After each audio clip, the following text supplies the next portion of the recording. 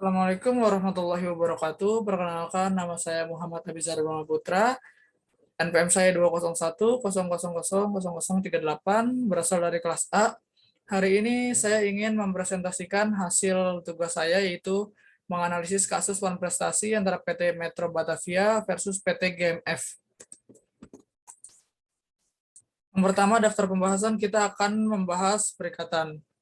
Yang kedua, kita akan membahas wan prestasi. Yang ketiga, kita akan membahas kronologi kasus. Yang keempat, akan membahas kesimpulan. Pertama, perikatan. Pengertian perikatan. Perikatan atau verb in tennis dalam hukum perdata adalah hubungan hukum yang terjadi di antara dua orang atau lebih, di mana pihak yang satu berhak atas prestasi dan pihak lainnya wajib untuk memenuhi prestasi. Dasar hukum perdata tersebut tertuang dalam pasal 1233 KUH Perdata yang berbunyi, suatu perikatan di mana suatu perikatan dapat dilahirkan dari suatu persetujuan atau perjanjian atau undang-undang. Perikatan yang tertuang dari undang-undang dapat dibagi atas perikatan yang lahir dari suatu perbuatan yang diperbolehkan dan yang lahir dari perbuatan yang berlawanan dengan hukum onrehmatik. Selanjutnya, cara hapusnya perikatan.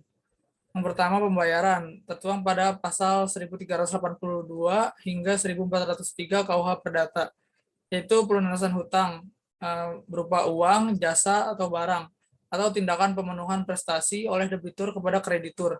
Misalnya perjanjian jual beli sepeda. Si A membeli sepeda milik B, maka saat A membayar harga sepeda dan sepeda tersebut diserahkan B kepada A, yang berarti lunas semua kewajiban masing-masing pihak A dan B.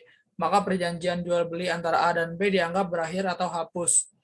Yang kedua, penawaran pembayaran tunai diikuti dengan penyimpanan atau konsinyasi pada pasal 1404 hingga 1412 KUH Perdata, yaitu suatu cara hapusnya perikatan di mana debitur hendak membayar utangnya, namun pembayaran ini ditolak oleh kreditur, maka kreditur bisa menitipkan pembayaran melalui kepaniteraan pengadilan negeri setempat.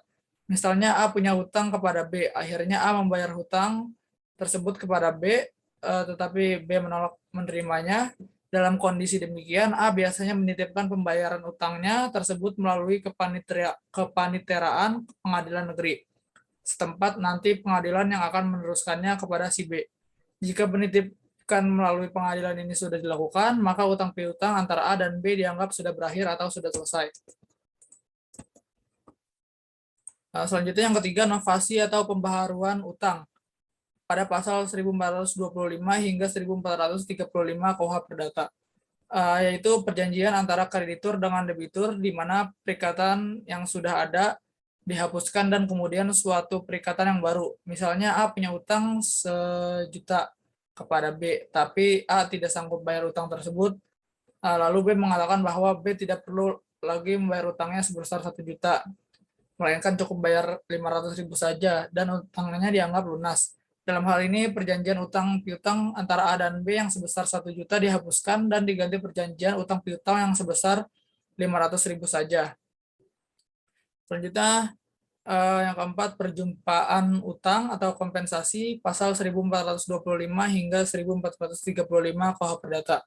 Itu penghapusan utang masing-masing dengan jalan saling memperhitungkan utang yang sudah dapat ditagih secara timbal balik antara debitur dan kreditur. Misalnya A mempunyai utang kepada B sebesar 500.000, tapi pada saat yang sama B juga ternyata mempunyai utang kepada A sebesar 500.000.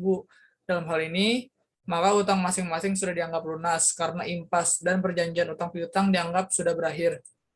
Selanjutnya yang kelima, konfusio atau percampuran utang pada pasal 1436 hingga 1437 KUH Perdata adalah percampuran kedudukan sebagai orang yang berutang dengan kedudukan sebagai kreditur menjadi satu. Misalnya A mempunyai utang kepada si B. Ternyata karena berjodoh A akhirnya menikah dengan B. Dalam kondisi demikian, maka terjadilah percampuran utang karena antara A dan B telah terjadi suatu persatuan harta kawin akibat perkawinan tersebut. Padahal dulunya A mempunyai utang kepada si B. Selanjutnya, yang keenam, pembebasan utang. Pasal 1438 hingga 1443 KUH Perdata. Itu pernyataan sepihak dari kreditur. Misalnya A mempunyai utang kepada B, tapi B membebaskan A dari utangnya tersebut. Selanjutnya yang ketujuh, musnahnya barang terutang.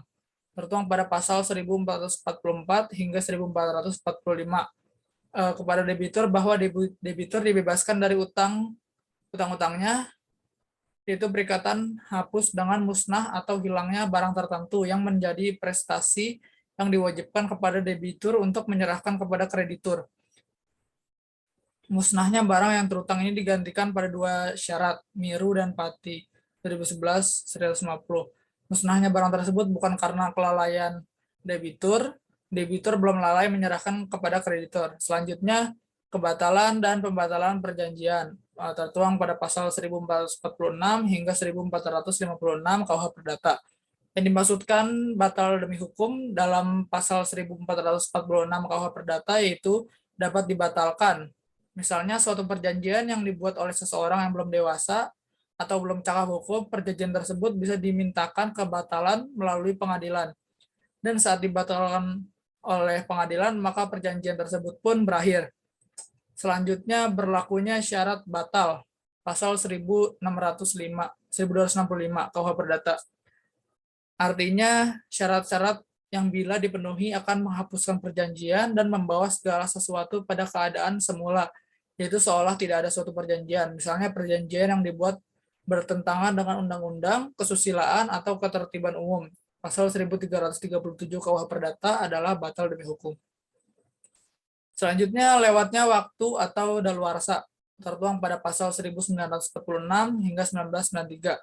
Bab 4 buku bab 6 buku 4 KUH Perdata menurut pasal 1946 KUH Perdata, daluarsa adalah suatu alat untuk memperoleh sesuatu atau dibebaskan dari suatu perikatan dengan lewatnya suatu waktu tertentu dan atas syarat yang ditentukan oleh undang-undang.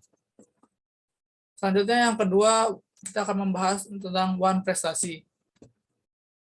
Istilah wan prestasi berasal dari bahasa Belanda yaitu wan prestate yang artinya tidak dipenuhinya prestasi atau kewajiban yang telah ditetapkan terhadap pihak-pihak tertentu di dalam suatu perikatan, baik perikatan yang dilahirkan dari suatu perjanjian ataupun perikatan yang timbul karena undang-undang. Prestasi adalah pelaksanaan kewajiban yang tidak dipenuhi atau bisa dikatakan ingkar janji, atau kelalaian yang dilakukan oleh debitur baik karena tidak melaksanakan apa yang telah diperjanjikan maupun malah melakukan sesuatu yang menurut perjanjian tidak boleh dilakukan. Prestasi memberikan akibat hukum terhadap pihak yang melakukan dan membawa konsekuensi terhadap timbulnya hak-pihak yang dirugikan untuk menuntut pihak melakukan prestasi untuk memberikan ganti rugi, sehingga oleh hukum diharapkan agar tidak ada satu pihak pun yang dirugikan karena prestasi tersebut.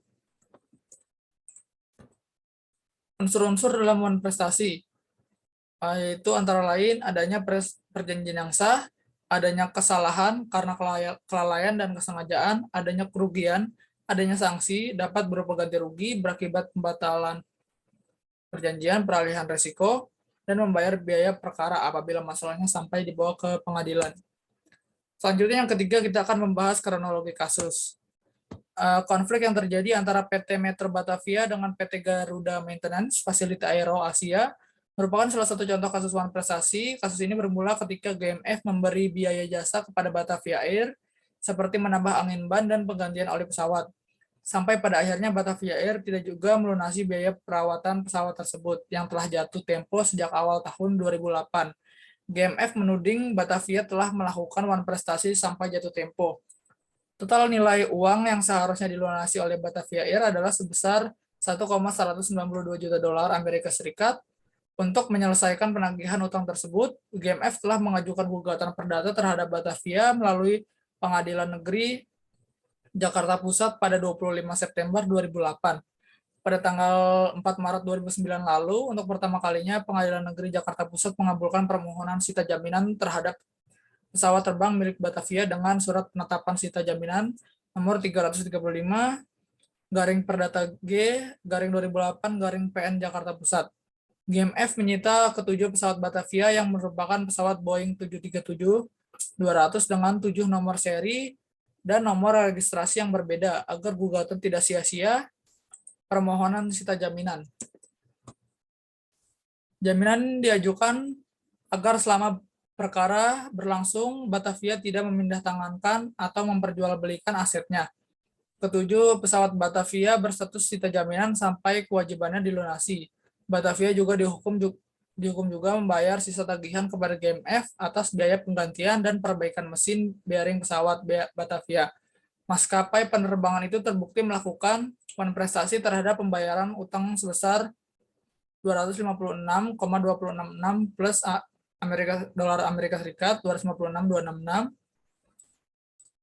per tahun terhitung sejak 1 tahun sejak 17 November 2007. Majelis Hakim Pengadilan Negeri Jakarta Pusat juga menolak seluruh gugatan yang diajukan PT Metro Batavia terhadap GMF Aero Asia dalam perkara kerusakan dua engine berkode ASN 857854 dan ASN 724662. Keputusan ini dibacakan oleh Majelis Hakim Pengadilan Negeri Jakarta Pusat pada 11 Maret 2009.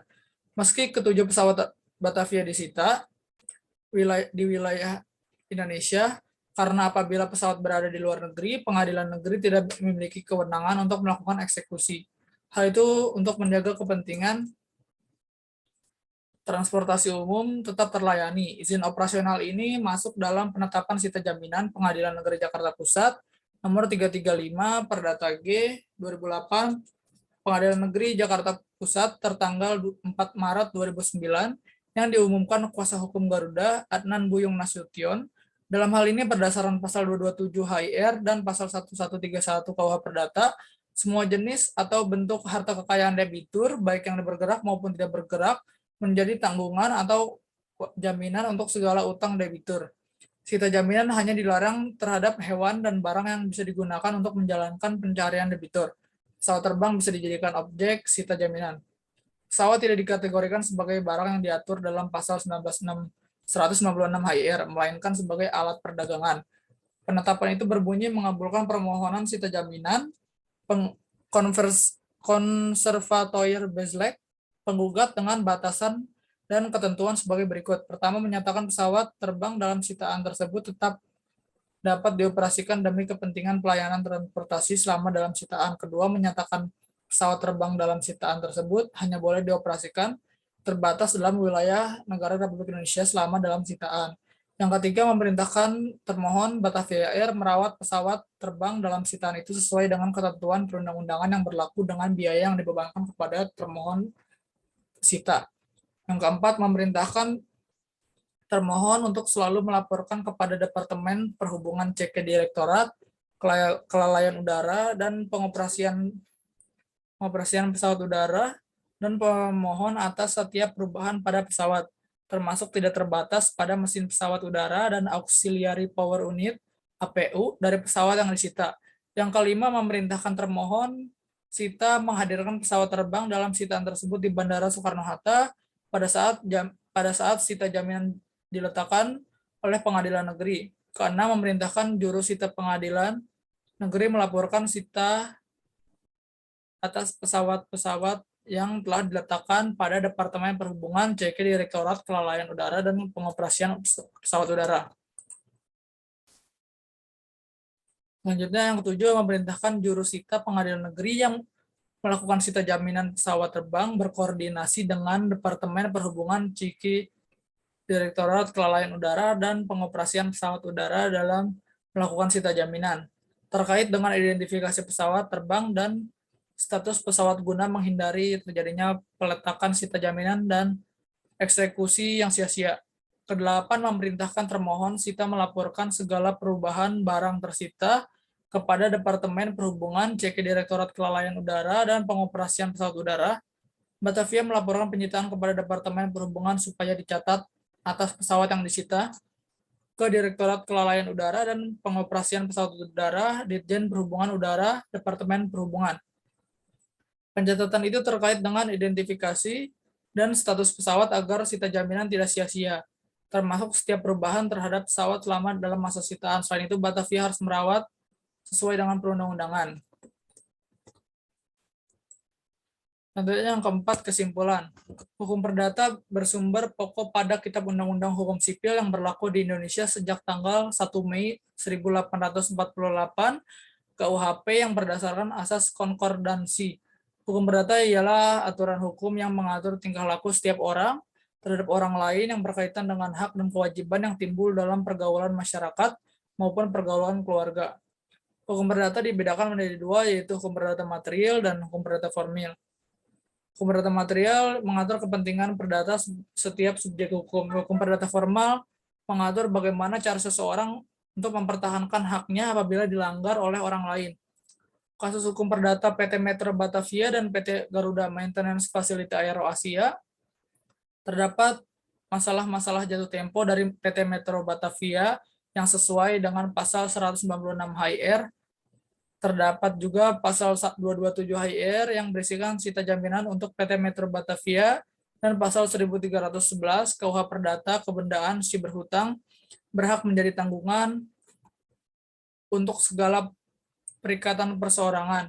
Semua keputusan pengadilan sesuai dengan hukum perdata yang berlaku. Dilihat dari pembahasan dan penjabaran masalah kasus wan prestasi di atas yang mengenai konflik antara PT Metro Batavia dan PT Garuda Maintenance Facility Aero Asia, nulis itu saya menyimpulkan bahwa kasus tersebut merupakan tindak perdata yang sesuai dengan penerapan pasal 227 HIR, pasal 1131 KUH Perdata, dan pasal 196 HIR. Untuk itu, segala keputusan Pengadilan Negeri Jakarta Pusat yang telah dibuat sudah sesuai dengan perkara kasus yang berdasarkan hukum yang ditetapkan. Segitu saja yang dapat saya sampaikan. Mohon maaf bila ada kesalahan kata atau kalimat. Terima kasih telah menonton. Mohon maaf. Assalamualaikum warahmatullahi wabarakatuh.